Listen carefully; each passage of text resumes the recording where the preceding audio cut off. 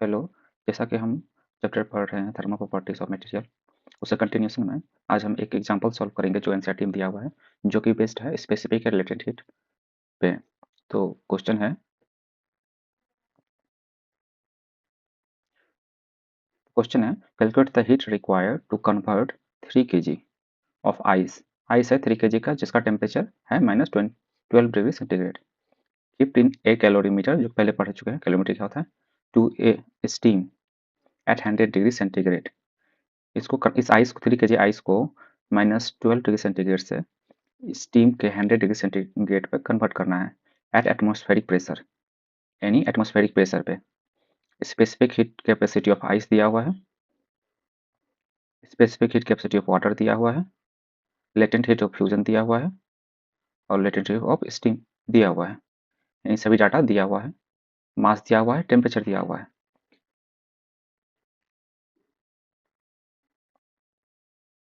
मास दिया हुआ है 3 kg। ये आइस है जिसका टेम्परेचर है -12 डिग्री सेंटीग्रेड। जब इसको हीट करेंगे जब इसको हीट देंगे, ये आइस पहले वाटर में कन्वर्ट होगा, फिर इस वाटर को जब हीट करेंगे तो वो स्टीम में कन्वर्ट होगा, जो कि 100 डिग्री सेंटीग्रेड तक स्टार्ट होगा फॉर्म होना। बट ये तब तक का लेना है जब पूरे पूरे वाटर स्टीम में ना बदल जाए। इस प्रोसेस में सबसे पहले -12 डिग्री सेंटीग्रेड पे जो आइस रखा हुआ है उसको जब हीट करेंगे तो वो 0 डिग्री सेंटीग्रेड आइस तक जाएगा। इसके बाद फेज चेंज होगा, 0 डिग्री पर फेज चेंज होगा और ये 0 डिग्री सेंटीग्रेड वाटर फॉर्म बनेगा। जब ये कम्प्लीटली वाटर फॉर्म हो जाएगा उसके बाद फिर हीट देने पे टेम्परेचर चेंज होगा, जो कि 100 डिग्री सेंटीग्रेड तक जाएगा वाटर। जब फर्दर हीट करेंगे यहाँ पे फिर से फेज चेंज होगा और 100 डिग्री सेंटीग्रेड पे सभी स्टीम बन जाएगा। तो यहाँ से इस आइस से इस 100 डिग्री स्टीम तक पहुँचने में जो क्यू लग रहा है, हीट जो लग रहा है, उसी को फाइंड करना है। सबसे पहले Q1 यहाँ पर आएगा, एक हीट निकालेंगे स्टेप बाय स्टेप। Q1 वो हीट होगा जो -12 डिग्री सेंटीग्रेड से 0 डिग्री आइस तक पहुँचेगा। Q2 लेटेंट हीट होगा जो फेज चेंज के रिस्पॉन्सिबल होगा, एज्यूम कर रहे हैं। और Q3 होगा जो 0 डिग्री वाटर से 100 डिग्री वाटर के लिए जो हीट चाहिए होगा। और Q4 वो होगा जो कि फाइनली वाटर से स्टीम कन्वर्ट करने में जो एनर्जी लगेगा। Q1 निकालने के लिए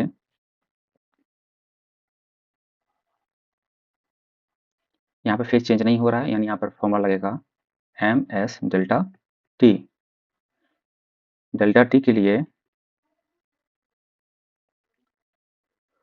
0 डिग्री फाइनल टेम्परेचर होगा माइनस -12 डिग्री सेंटीग्रेड से। ये डेल्टा टी हो जाएगा 12 डिग्री सेंटीग्रेड और 12 केल्विन, क्योंकि ये डेल्टा है तो डेल्टा में डिग्री सेंटीग्रेड हो या केल्विन हो सेम होता है। मास है 3 kg और ये एस यानी specific heat of ice.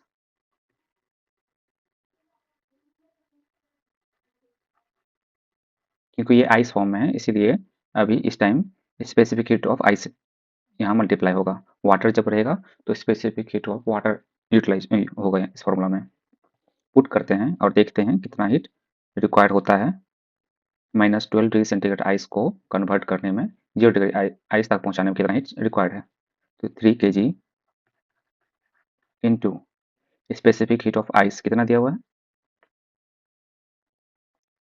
2100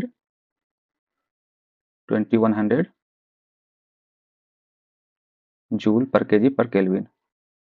2100 joule, 2100 joule पर केजी पर केल्विन। और डेल्टा टी कितना है? 12 kelvin. Kelvin kelvin cancel, KG KG cancel, तो वैल्यू आ जा रहा है 3600 इंटू 12 जूल, 0075600 जूल। ये Q1 हो गया।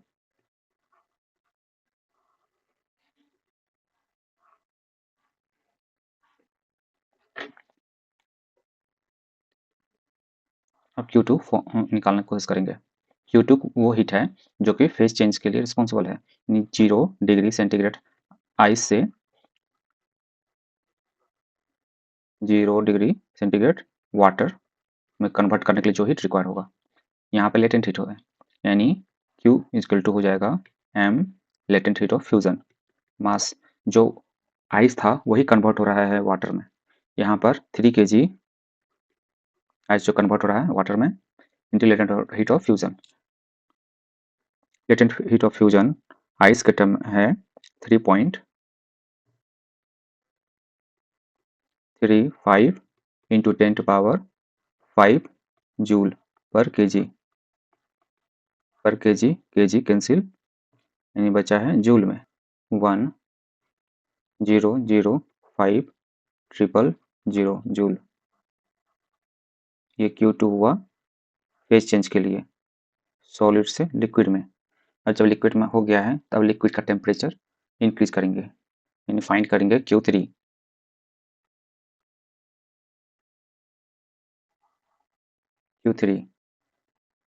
इस टाइम में 0 डिग्री सेंटीग्रेड वाटर है जिसको कन्वर्ट करना है Q3 देके 100 डिग्री सेंटीग्रेड वाटर में। सिंस यहाँ फेज चेंज नहीं हो रहा है, यहाँ फॉर्मूला होगा हीट का Q3 इक्वल टू होगा MS डेल्टा T। ये स्पेसिफिक हीट ऑफ वाटर है, 3 kg इंटू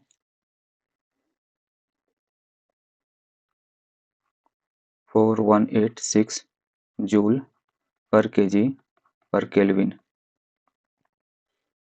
यहाँ पे delta T 100 degree centigrade final temperature है -0 डिग्री सेंटीग्रेड जहाँ से हम हीट कर रहे थे। डेल्टा टी आ रहा है 100, यानी 100 से मल्टीप्लाई कर देंगे। ये Q3 आ रहा है कैलकुलेशन के बाद 1255800 जूल।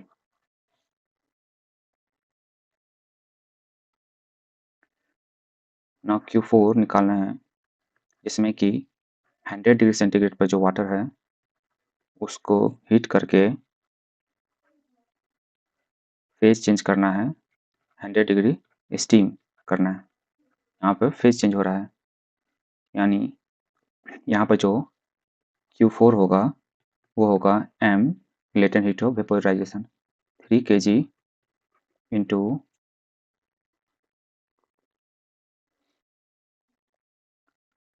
2.256 इंटू 10⁶ जूल पर केजी कैंसिल, यानी Q4 जो हीट रिक्वायर्ड है वाटर से स्टीम कन्वर्ट करने पर 100 डिग्री सेंटीग्रेड पर, उसका वैल्यू आ रहा है 6768000 जूल।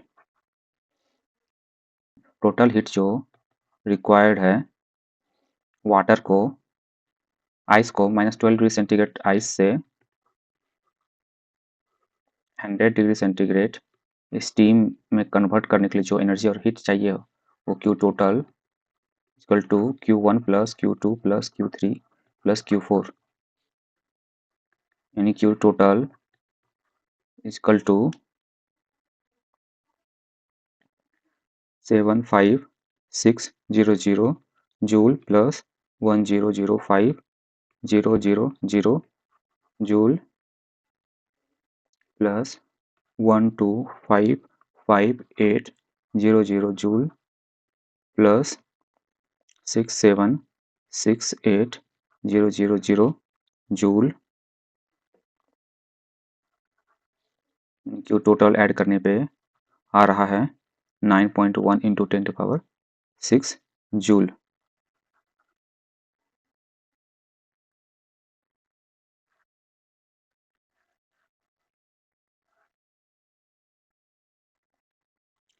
अभी जो हम लोग कॉन्सेप्ट देखे हैं बहुत ही इंपॉर्टेंट है। इससे रिलेटेड क्वेश्चन न्यूमेरिकल आते हैं एग्जाम में। अब नेक्स्ट टॉपिक जो हम लोग पढ़ेंगे वो है heat transfer.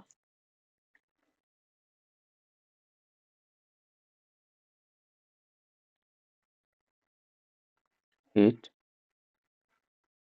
Transfer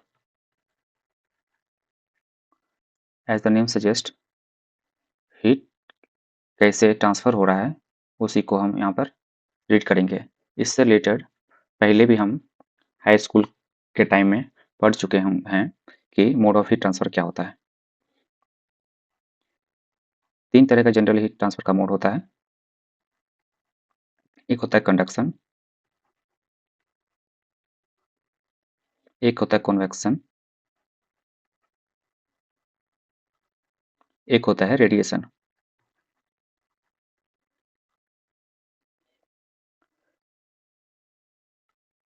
heat transfer एक मेथड है, प्रोसेस है जिससे कि हीट हायर टेम्परेचर से लोअर टेम्परेचर पे ट्रांसफर होता है। जैसे कि करेंट के केस में हाई पोटेंशियल से लो पोटेंशियल पे हीट ट्रांसफर होता है। सिमिलरली हीट ट्रांसफर होने के लिए पोटेंशियल डिफरेंस चाहिए टेम्परेचर का, यानी हाई टेम्परेचर से लो टेम्परेचर पे ट्रांसफर होता है। यानी flow of heat from one body to another body is called heat transfer. Flow of heat from one body to another called heat transfer. ये mainly 3 तरह से हीट ट्रांसफर होता है। सबसे पहले हम पढ़ेंगे कंडक्शन।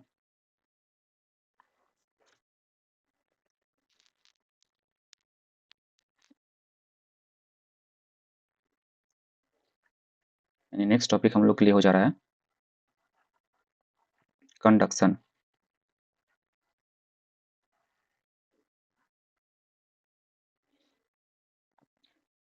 इस मोड ऑफ हीट ट्रांसफर में एक बॉडी दूसरे बॉडी के टच में रहता है और मोशन ऑफ मॉलिक्यूल्स नहीं होता है। बस एक मॉलिक्यूल्स दूसरे मॉलिक्यूल को हीट ट्रांसफर करता है। जैसे ये ढेर सारे मॉलिक्यूल्स कोई भी सब्सटेंस में रहते हैं तो ये मॉलिक्यूल्स अपनी जगह वाइब्रेट करेंगे और अपनी ही जगह पे और इस मॉलिक्यूल को हीट ट्रांसफर करेंगे। सिमिलरली ये इसको ट्रांसफर करेंगे और ये इसको ट्रांसफर करेंगे। यानी एक्चुअल मोशन मॉलिक्यूल्स का नहीं हो रहा है,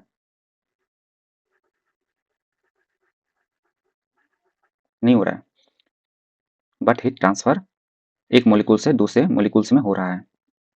यानी मॉलिक्यूल्स का एक्चुअल मोशन नहीं हो रहा, बस हीट एक मॉलिक्यूल से दूसरे मॉलिक्यूल में ट्रांसफर हो रहा है। जनरली जो मटेरियल में इलेक्ट्रॉन अबेंडेंट अमाउंट में होता है, यानी जैसे मेटल जिसमें फ्री इलेक्ट्रॉन होता है, वो गुड कंडक्टर ऑफ हीट होता है क्योंकि ये इलेक्ट्रॉन हीट को कैरी करता है। यानी जनरली देखोगे जो गुड कंडक्टर ऑफ इलेक्ट्रिसिटी रहता है जनरली वो गुड कंडक्टर ऑफ हीट भी रहता है। कंडक्टर और इंसुलेटर 2 तरह के मटेरियल होते हैं जो कंडक्ट करते हैं हीट को, उसको कंडक्टर कहते हैं। जैसे कि metal, insulator do not conduct heat.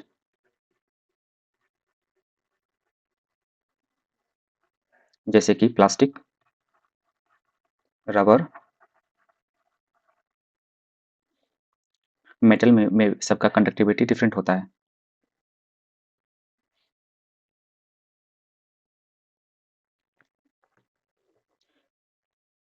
Heat transfer rate यानी Q जो dQ/dt होता है ये टेम्परेचर नहीं है, टाइम है, और ये हीट है। ये डायरेक्टली प्रोपोर्शनल होता है area of cross sectional, directly proportional होता है temperature gradient dt by dx। ये टेम्परेचर डिफरेंस हुआ,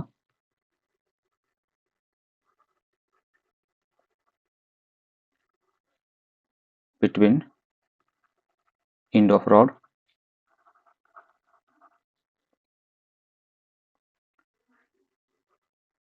ये लेंथ हुआ रॉड का, heat transfer rate directly proportional to a dt by dx। Proportionality हटाते हैं तो q equal to K A D T by D X. यानी कोई एक रॉड है,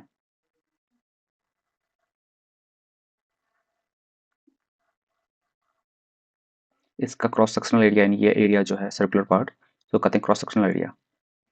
ए है, इसका लेंथ एल है, एक्स है यहाँ पे, यहाँ पर टेम्परेचर T1 है, यहाँ पर टेम्परेचर T2 है, यानी ये dt है, यानी यहाँ पे Q है K, जो कि प्रॉपर्टी ऑफ मटेरियल है,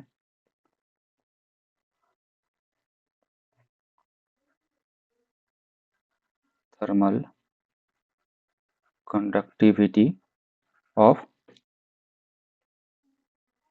मटेरियल, जो जिसका जितना बड़ा K का वैल्यू होगा वो गुड कंडक्टर होगा एज कम्पेयर टू जिसका कम होगा उस कंपेरिजन में। यानी K डिसाइड करता है वो गुड कंडक्टर है या बैड कंडक्टर है। थर्मल कंडक्टिविटी, ये क्रॉस सेक्शनल एरिया जो यहाँ पर है, temperature T2 minus T1 by X या एल। यदि टेम्परेचर दोनों सेम होगा, if if T1 equal to T2, यानी डेल्टा T यहाँ पर 0 हो गया, यानी Q पुट करेंगे तो K A D T by D L D X, यानी के ए इंटू 0 यानी 0।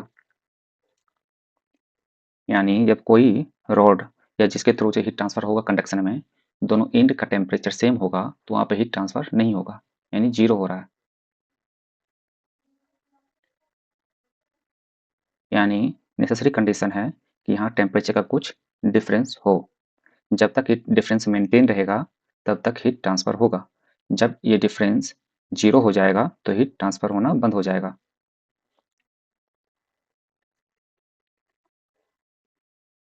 यहाँ से यदि हम के का यूनिट निकालना चाहें तो कैसे निकालेंगे? सभी का यूनिट पुट कर देंगे तो के ऑटोमेटिक आ जाएगा, यानी क्यू डॉट, यानी इसका यूनिट है जूल पर सेकंड हुआ, पहले बताया था ना, क्यू डॉट है Q D Q by D T, rate of heat transfer, यानी जूल पर सेकंड। एरिया का होगा मीटर स्क्वायर, टेम्परेचर का होगा केल्विन, लेंथ का होगा मीटर, सबको पुट करेंगे तो हो जाएगा जूल पर सेकंड इस साइड होगा, उस साइड के जिसका निकालना है, ए यानी metre square, temperature kelvin by metre, एक मीटर कैंसिल हो जाएगा ऊपर से नीचे, यानी के का जो यूनिट आएगा वो आएगा जूल पर सेकेंड, केल्विन नीचे चल जाएगा यानी पर केल्विन, मीटर भी नीचे चल जाएगा यानी पर मीटर।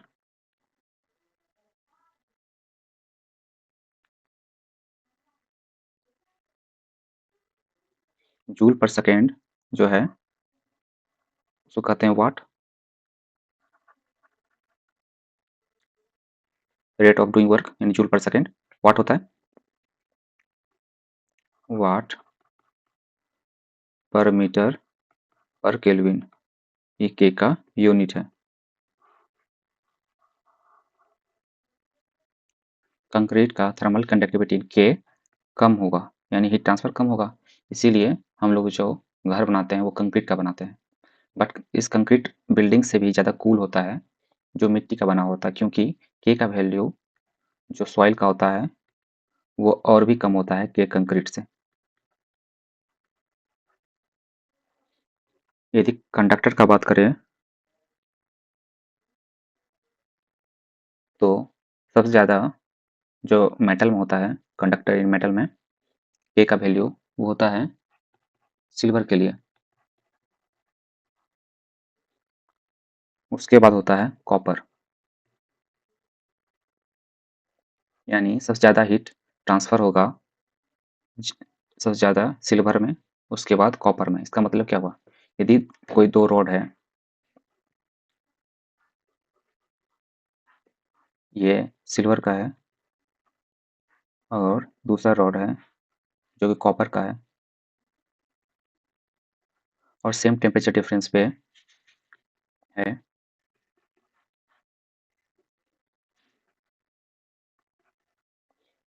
सब कुछ कंडीशन सेम है, तो Q silver, Q dot silver greater होगा क्यू डॉट कॉपर से, यानी इसमें जल्दी हीट ट्रांसफ़र हो जाएगा। यदि यहाँ से यहाँ हीट होने में इसमें लग रहा है 5 सेकेंड, 5 सेकेंड, तो इसमें 8 सेकेंड लगेगा, यानी ज़्यादा स्लो ट्रांसफ़र होगा।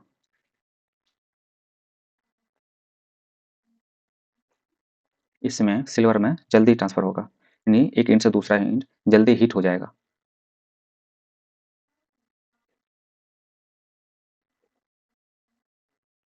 बोल सकते हैं सिल्वर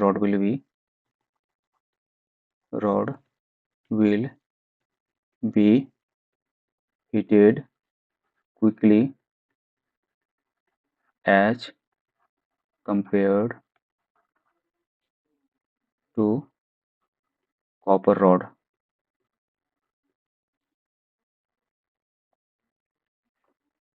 यानी जहाँ पर भी हम लोग को हीट जल्दी ट्रांसफ़र करके बाहर करना होगा, वहाँ पर हम लोग सिल्वर का या कॉपर का यूज़ करेंगे metal as compare to other metal. Silver costly होता है, इसीलिए जनरली हम जहाँ पर हीट ट्रांसफ़र जल्दी चाहिए होता है, क्विक चाहिए होता है, वहाँ पर हम कॉपर यूज़ करते हैं। जैसे बहुत सारे कुकिंग जो मटेरियल होता है उसके नीचे देखते होंगे, यहाँ पर कॉपर का एक लेयर चढ़ा दिया जाता है, ताकि यहाँ से स्टोव से जो हीट मिले वो क्विकली एब्ज़ॉर्ब करे और आगे पास करे। के कॉपर बड़ा होता है के एल्युमिनियम से बड़ा होता है, एल्युमिनियम बड़ा होता है के आयरन। हीट ट्रांसफ़र का रिक्वायरमेंट सभी जगह होता है, जहाँ पर हीट कोई भी बॉडी जब कोई भी मशीन चलता है तो हीट प्रोड्यूस करता है, चाहे वो लैपटॉप हो, न्यूक्लियर पावर प्लांट हो, थर्मल पावर प्लांट हो, चाहे ये छोटा से छोटा इवन मोबाइल जो है वो भी हीट करता है, उसमें भी कूलिंग सिस्टम चाहिए होता है ताकि हीट आसानी से वहाँ से जल्दी से निकले, ताकि वो टेम्परेचर कम टेम्परेचर पे रहे और परफॉर्म करे, रिक्वायर्ड परफॉर्मेंस दे। इन समरी में देखें तो सिंपली यदि एक रॉड है, लेंथ एल है, टेम्परेचर T1 है, इधर T2 है और क्रॉस सेक्शनल एरिया ए है, तो हीट ट्रांसफ़र का रेट जो होगा क्यू डॉट होगा के ए T2 minus T1 by L. ये मेन फार्मूला है जो कि यूज होगा। के एक मटेरियल का प्रॉपर्टी होता है, कहते हैं thermal conductivity.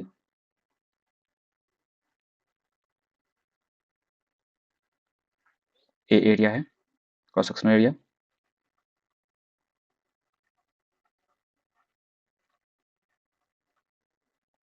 Length of rod, temperature difference between and temperature difference.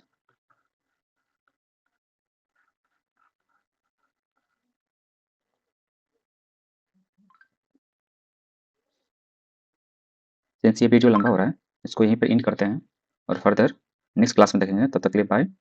Subscribe and like करें।